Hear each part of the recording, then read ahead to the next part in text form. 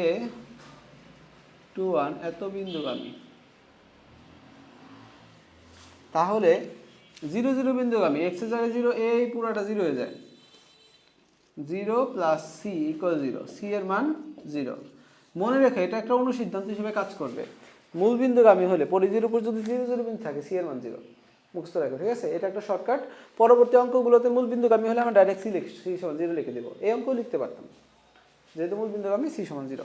আচ্ছা, তারপরে এটা তাহলে, এবং এক্সের জায়গায় 2 তার স্কোয়ার, ওয়াই জায়গায় 1 square, 2g into 2 plus 2f এত ইন্টু 1 প্লাস সি এর মান হলো 0 এত ইকুয়াল 0।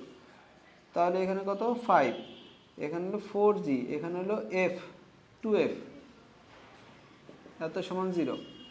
আচ্ছা, তাহলে এখানে হলো 4g plus 2f plus 5 equal 0, number 4।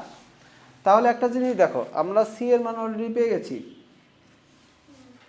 আর এদিকে এটার মান, এটা আর এই সমীকরণ, এই দুটো সমীকরণের মধ্যে এফ আর জি আছে। বের করে আমরা মূল সমীকরণ এখানে বসাই দেব। তাহলে কীভাবে বের করবো? আমরা অপোনেন্ট করি, অপোনেন্টই ভালো। তো ধরো এফ কাটবো, তাহলে আমরা একটা কাজ করি,